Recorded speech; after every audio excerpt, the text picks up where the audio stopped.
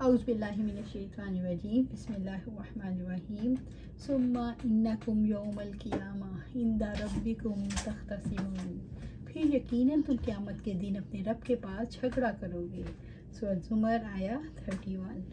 ثم انکم یوم القیامہ عند ربکم تختصمون، پھر یقیناً قیامت کے دن اپنے رب کے پاس جھگڑا کرو گے۔ تم قیامت کے دن اپنے رب کے سامنے جھگڑو گے اور مقدمے پیش کرو گے، اور اللہ تعالیٰ تمہارے درمیان عدل کرے گا اور ہر ایک کو اس کے عمل کا پورا بدلہ دیا جائے گا۔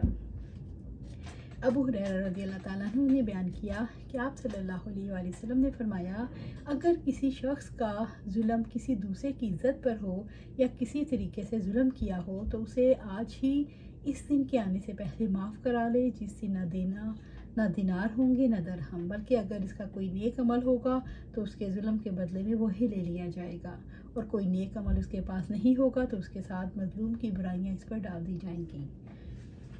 زبیر بن عوام رضی اللہ تعالیٰ عنہ کی روایت سے بیان ہے کہ جب یہ آیت نازل ہوئی تو ہم نے کہا، ہم آپس میں قیامت کے دن کیسے جھگڑیں گے؟ ہمارا رب ایک ہے، ہمارا دین ایک ہے اور ہماری کتاب ایک ہے، یہاں تک کہ میں نے اب دیکھ لیا ہمیں بعض کے چہروں پر تلواریں مار رہی ہیں۔ اب میں نے پہچانا کہ یہ آیت ہمارے حق میں نازل ہوئی۔ ابن عمر رضی اللہ تعالیٰ عنہ کی روایت سے بھی اسی طرح ہے۔ ابو سعید خدری رضی اللہ تعالیٰ عنہ نے اس آیت کے بارے میں فرمایا، ہم کہتے تھے ہمارا رب ایک، ہمارا نبی ایک، ہماری کتاب ایک، پھر قیامت کے دن یہ باہمی حق طلبی کیا ہوگی؟ آخر جب جنگ صفین کا وقت آیا اور ہم میں سے بعض نے بعض پر تلواروں سے حملے کیے تو ہم نے کہا، ہاں یہ وہی ہے۔ ابو ہریرہ رضی اللہ تعالیٰ عنہ سے روایت ہے کہ آپ صلی اللہ علیہ وسلم نے فرمایا، کیا تم جانتے ہو مفلس کون ہے؟ صحابہ رضی اللہ عنہم نے عرض کیا، ہم میں سے مفلس وہ ہے جس کے پاس مال اور اسباب نہ ہو۔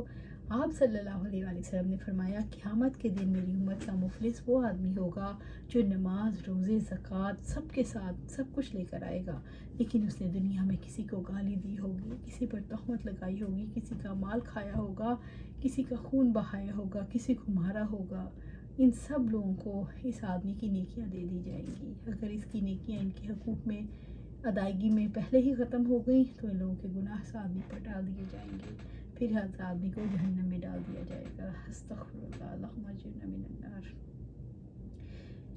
قیامت کے دن رب کے سامنے کیا جھگڑے ہوں گے؟ وہ جھگڑے جن کا دنیا میں فیصلہ نہیں ہو سکا، یعنی توحید اور شرک کا جھگڑا۔ اللہ سبحانہ تعالیٰ سے دعا ہے، اللہ سبحانہ تعالیٰ ہمیں قرآن و سنت پر عمل کرنے کی توفیق دے، جنت الفردوس کے اعلیٰ مقام میں اللہ اپنے پاس ہمیں گھر عطا فرمائے۔ آمین یا رب العالمین۔